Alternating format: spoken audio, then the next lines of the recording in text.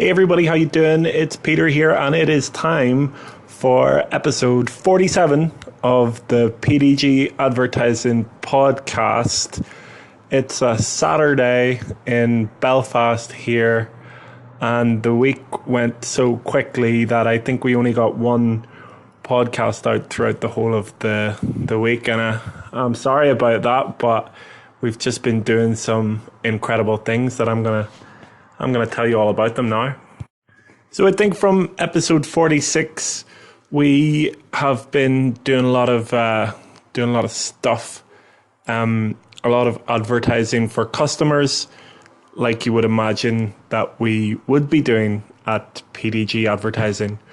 But our world has kind of changed ever so slightly. We've got our new starting in 2 weeks, just less than 2 weeks now. Our accounts manager, and I can't wait for them to start. But I think in the team right now, we're feeling that we just need to get our ducks in a row. So what that entails is making sure our processes are watertight. And I tell you right now, they are far from watertight. And the only person that I'm criticizing is myself when I talk about that. We've got a lot to do and a long, long way to go. And it's interesting because whenever you're running a business, there's no playbook, there's no guide, there's nobody to tell you what to do. Very few people understand what you're going through, and it's tough.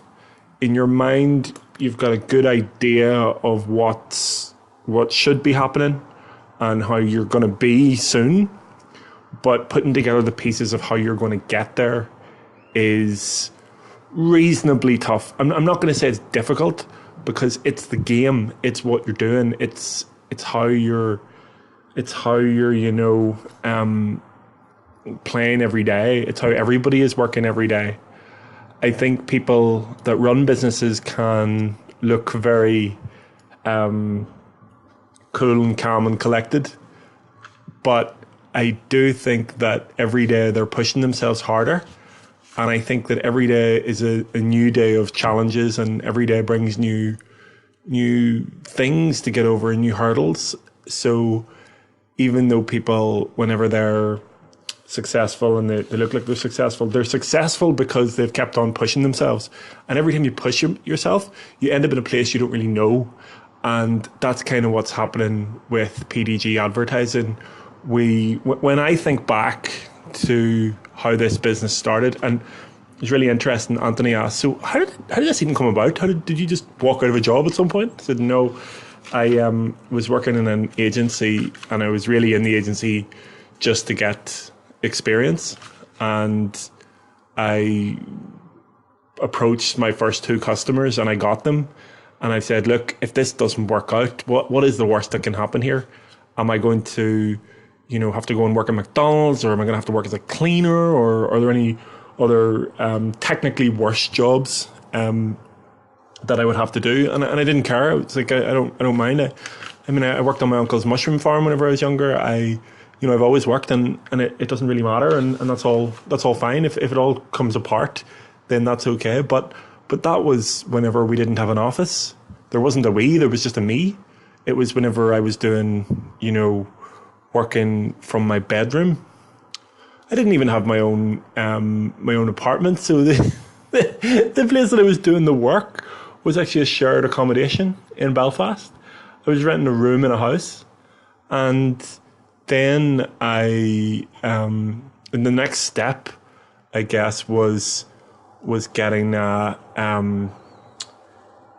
proper office. But there was loads of little mini steps in before that. Like I worked in coffee houses, I worked out of my car, worked in libraries, worked all over the place. Did just anywhere there was an internet connection, and some places even when there wasn't an internet connection, I was trying to do work through my phone. But then the next step was getting a desk space and a co-working space, and then the next step seemed to be getting a little single one-person office for just myself. And then the next step was getting a slightly bigger office and taking on a team member. The next step seems to be getting an even bigger office, taking on another team member. And this has all happened within, 4 years. So that journey, but it feels like it's accelerating quite fast. it feels like it took a long time for the first things to get sorted out. So the working in your bedroom, working all of that stuff first. It feels like it took a long time to get to maybe having a 2-person team, but now things are going at an extremely rapid pace, and I love it. But because it's going at a rapid pace, we don't always know what we're doing. We don't always know how we're going to organize things, right down to how we maintain the structure of our folders, things like that. Little things that you don't think of whenever you're working for someone else, because there's someone else to deal with that. But here there's not, and it's going to take a while before we're really big. But damn, let me tell you this, it's a really exciting journey, and it's a real buzz, and it's pretty cool. But that's what's happening this week. We're trying to maintain a little bit of order, and we're trying to create a little bit of order.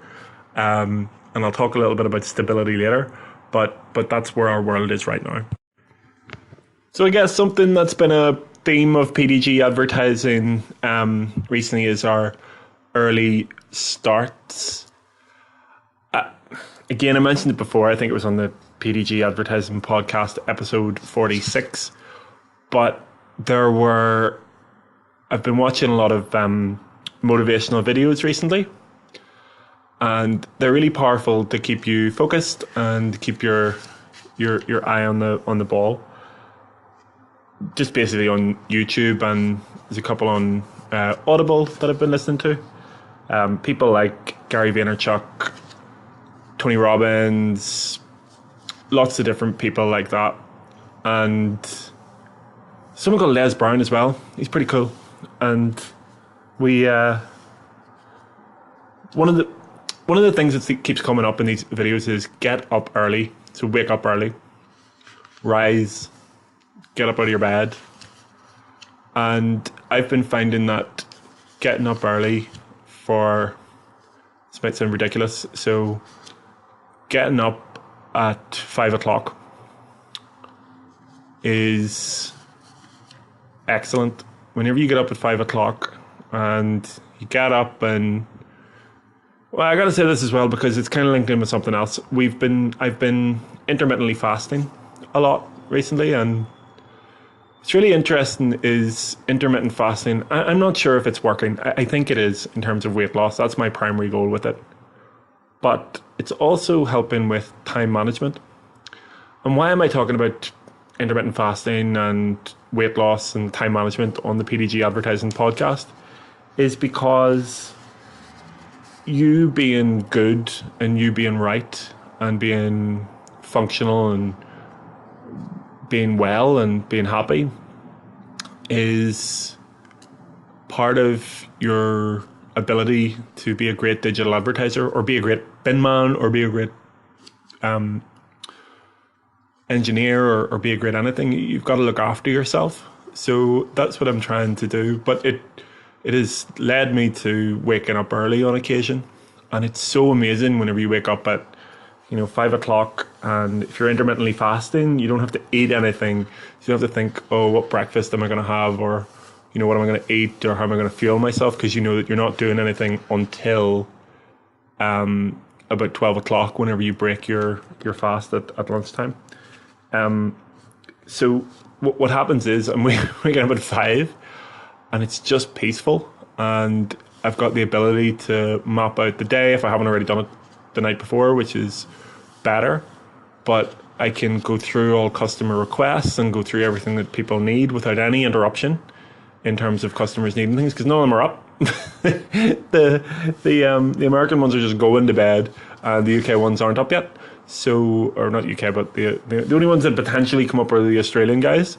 But we have regular weekly calls with them, and we're pretty self-sufficient with those amazing customers anyway. But just that time and the silence and you're giving yourself that extra little bit of time in the day, it really seems to help. So early starts, if you want to be a great digital advertiser, add in some early starts in your day, and you'll see how productive that you'll be throughout the rest of the day. But don't get me wrong, you get to about 8 o'clock in the evening and you're going, right, time for me to go to bed.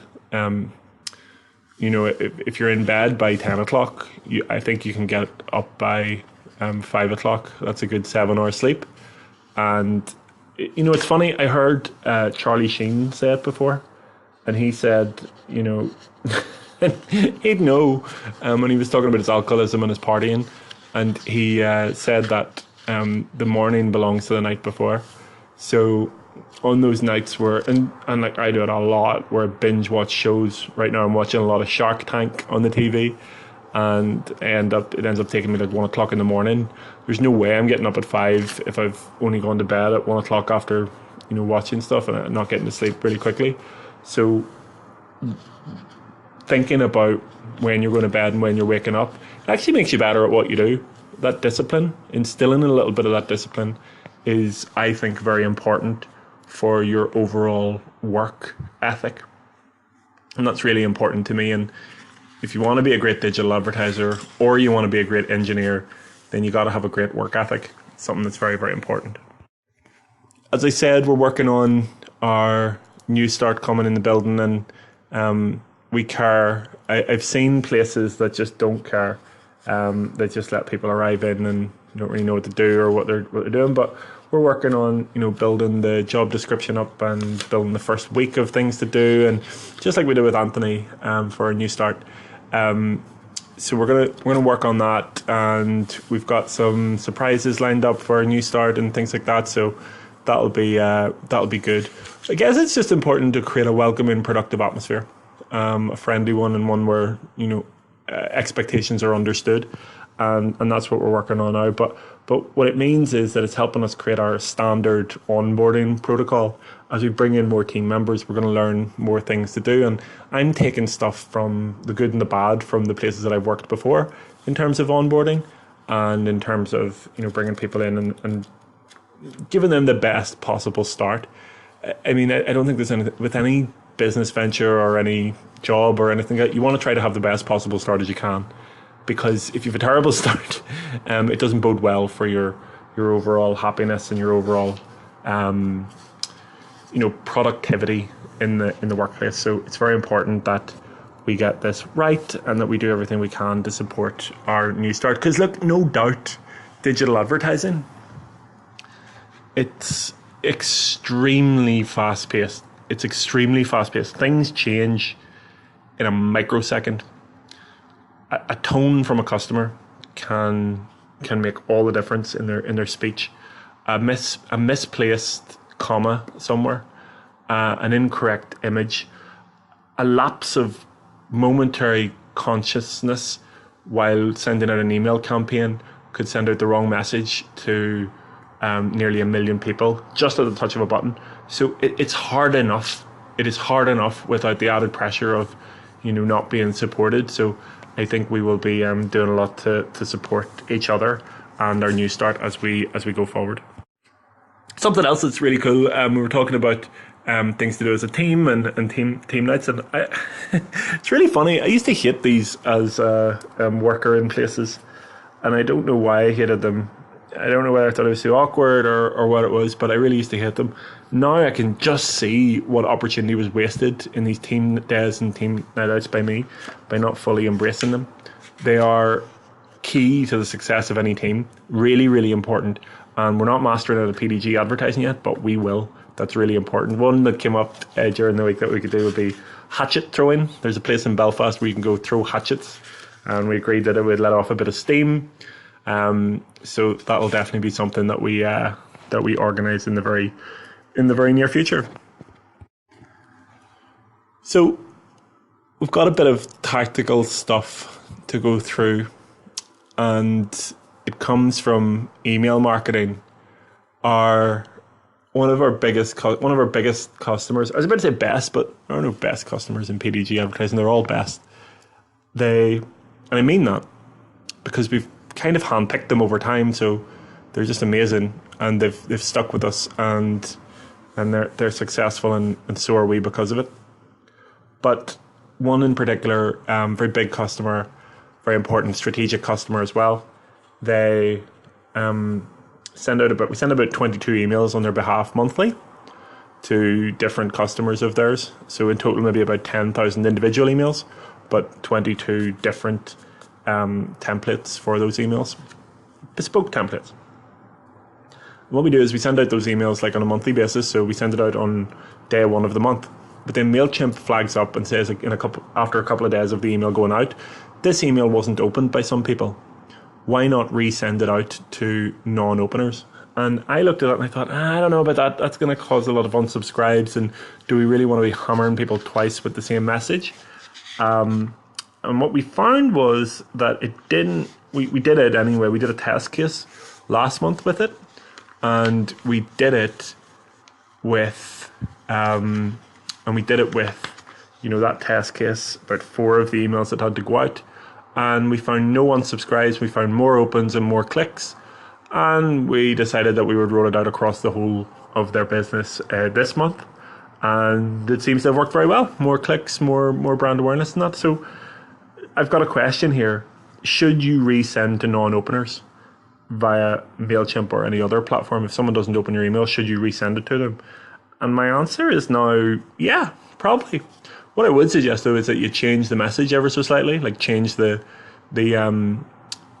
subject line to something along the lines of "Did you see this?" in addition to whatever your subject line was already, and maybe a little bit of a change in some of the copy in the email to say just in case you missed out, and then people have the option of opening again because maybe they just genuinely at the time went, I don't really want to see that, but they didn't unsubscribe or they do want to see things in future, but being able to get in front of them twice doesn't seem to have had an effect on open rates. So when I'm asked the question, should we resend to non-openers? Then yeah, I guess the answer is yes, you probably should, because if you don't, you're missing out on extra opens and extra clicks on your message. God, I had a really bad experience on the internet last week or this week, and it was so frustrating. It was a clickbait journey. Clickbait, the new currency from clickers.com. Clickbait is whenever you're online and you're scrolling through something and you see something that you just can't not click. You have to click it. Something along the lines of, can't believe she did this, with a picture of someone pushing someone off a ledge or something like that. That's a bit of a dark place for my brain to go to, but that's basically the idea. So something that you just can't not know about, that you have to be nosy and see what the outcome is.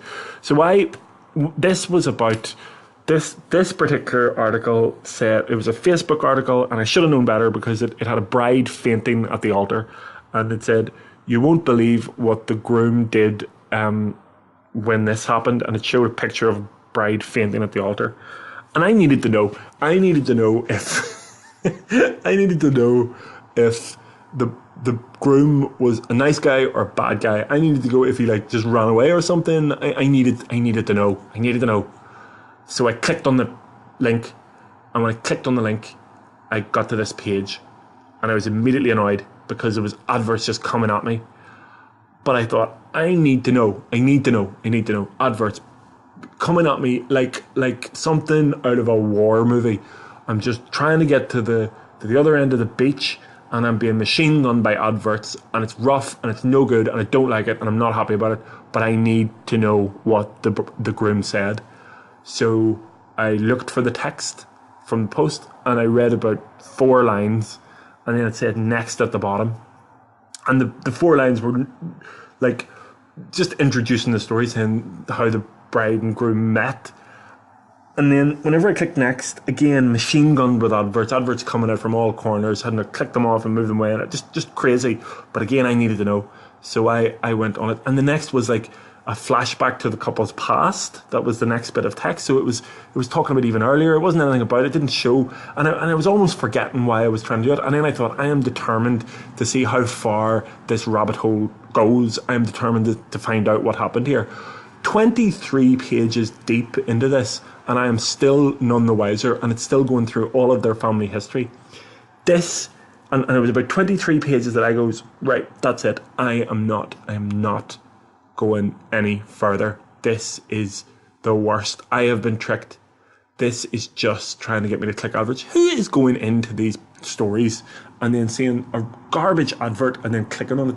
It's the worst part of our industry. It is the worst part of it. And it's so easy to get lost in it. And all I wanted to know was what happened, and I'll never know. But I guess that there probably was no bride, there probably was no groom, the picture was probably staged. I don't know. But that's what happened. That's what our internet is filled up with. This kind of dark, dank cave of clicks to get to somewhere that doesn't actually lead anywhere. Just pure annoyance and pure adverts. And that's what we're dealing with. And it's not right. Having said that, it did get me to click it.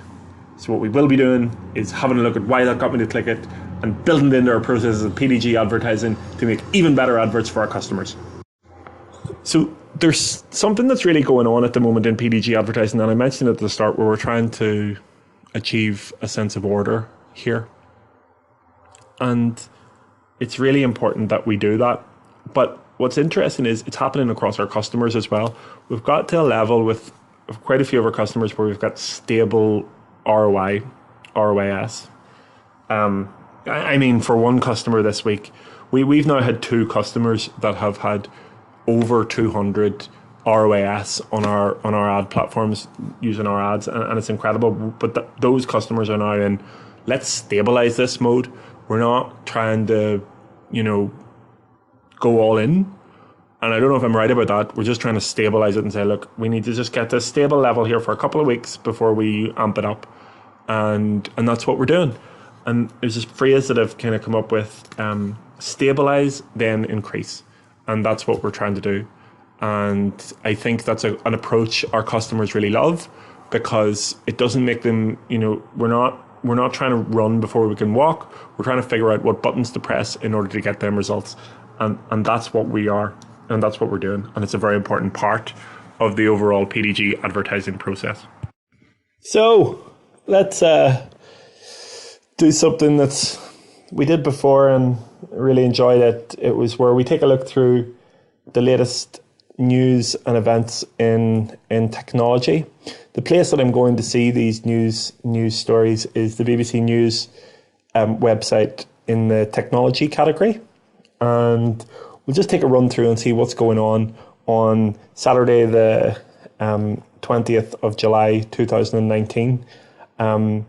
It's a day that the YouTube, someone from YouTube here is saying, we won't take you down the rabbit hole. And that's very relevant considering what I was just talking about that stupid clickbait story. And what I'm going to do is I'm just going to pause the podcast for a second. I'm going to watch whatever it is that, oh no, that's not a play button. That's just the YouTube logo on an image. So let's take a quick look and see what this guy said. So it is an article by the company's new managing director for the UK, Ben McOwen Wilson. Ben McOwen Wilson, that's his name. Isn't Owen Wilson the guy that was Hansel so hot right now? His name is Ben McOwen Wilson. Nice double-barreled name there, Ben McOwen Wilson. So he's the managing director for the UK. So basically that means that YouTube has a managing director for the UK, must have a managing director for the US and different places all over the world. I wonder how that works. So what he's saying is that YouTube does the opposite of taking you down the rabbit hole. That's just lies. That's not right. YouTube doesn't. YouTube absolutely 100% brings you down the rabbit hole, and I would imagine it's through algorithms, like they say it isn't. But this guy, Mr. McGowan, says no, it doesn't bring you through the rabbit hole. You decide. Have you ever gone into YouTube to look at a couple of dog and cat videos or something and ended up watching, like in my case, it usually ends up the other way about, I go on looking up about something about Bill Burr or something about Joe Rogan, and I end up on my new kick, which is Tucker Budston, a dog or a golden retriever that's just cutest thing, and the pictures that his owner or mommy Linda does are just amazing. But I mean, here's the point. So if Ben McOwen Wilson says that they don't take people down a rabbit hole, firstly, he's wrong. And secondly, isn't it amazing that it takes you down a rabbit hole? You find out things that you never would. You find out things that you would never know. I would never know about the Monday Morning Podcast by Bill Burr, or I'd never know about the Joe Rogan podcast. So I don't think that's such a bad thing at all. Anyway, let's see what else we've got here. So the next thing is The French army have asked sci-fi writers to predict the future. Isn't there enough of that? Aren't there enough sci-fi writers out there that have predicted the future? And a lot of times it looks pretty grim for what people do. London Underground is to get full 4G coverage. That's something that's going on. That's going to change things in the underground, but would it not be better to install like 5G if that's what we're doing? Or maybe the technology isn't the technology isn't there yet. And then the ITV and BBC set out plans for BritBox service. I am not interested in watching shows like Love Island. Gavin and Stacey and Victoria will be on the ITV and BBC streaming service. BritBox has to be the worst name for anything that I've ever heard. I mean, you're already alienating yourself from 50% of the population in Northern Ireland that may not want the word Brit to be in their viewing material. You're alienating anybody that isn't British, I guess, and it's just such small thinking. I don't like it at all. I really don't like it. Here is a more social media focused article that's come on. So Instagram is hiding likes count to remove pressure from people. Let's see what that's all about, because what I heard was, that whenever it says 20,000 people have liked your post, they're removing that now. It says that it has been liked by people and others. I guess the algorithms would still know, and you could still go into the stats, but I'm sure that will change behaviour. I'm sure people will see posts, and I'm sure that people do see posts now and see that it's been liked 1 million times, and it probably means that people will like it more because of that. But then again, I guess if the algorithms are doing their job, then it will push things up further. But anyway, Instagram are doing this in Australia and Japan. That's the way that social media companies roll out things like this. They test it out in a couple of theatres first, and then they roll it out to the world if it works okay. I guess the point of this is to help people focus less on likes and more on telling their story. As someone from Facebook Australia, named Mia Garlic, another incredible name, Mia Garlic. I get to laugh at people's names because my name is Doke, and I've been ridiculed from it all my life, and I'm not laughing at it. I love it. I think it's a wonderful name, and I also like Ben McOwen Wilson. It's wonderful. So yeah, that's what's happening. Instagram is going through a bit of a change, and we'll have to see if that has any real and lasting effect on their platform. I think last time, whenever we did the news in online advertising and technology, that we said Facebook is going to be charged like $5 billion for their privacy outages over the last years. But there's another article here on the BBC saying maybe Facebook will be actually punished after all. The $5 billion isn't really a punishment for Facebook because they're just so profitable and so wealthy that they knew it was going to happen, and their share price actually rose as a result of that being their punishment. But what it says is that the punishment is actually that Facebook is likely to be punished in the form of not being allowed to launch their cryptocurrency called Libra. They must really... Mark Zuckerberg's not a stupid guy, and I really like the idea of cryptocurrency and, cryptography. I don't think it's called cryptography and cryptocurrency. I think it's called blockchain is the technology that it's built on, or that's the principle that it's built on, where there's a trust network. But the amount of horror stories that you've heard of it, and it just sounds very scammy to me. But then again, Mark Zuckerberg's not a stupid guy. They must know something about it, and they must know that it's a solid thing to build. I think this is probably how they will be punished. They've tried to bring out monetary platforms before, and as far as I know, they've failed miserably, Facebook. But now they're bringing out something called Libra. It's a new cryptocurrency, and we'll just have to see how it plays out, whether they're allowed to do it or not. But yeah, that's something that's happening in the tech world today. So everyone, that was a really enjoyable episode 47 of the PDG Advertising Podcast. If you want to leave us a comment or let us know what you thought, I'd love to hear it. If you'd like to be on the podcast, I'd love to talk to you on it. So just let me know and we'll work it out. But I want you to have a wonderful day and week ahead, whatever you're doing. And we'll be back in the next couple of days at least with the PDG Advertising Podcast, episode 48. Bye.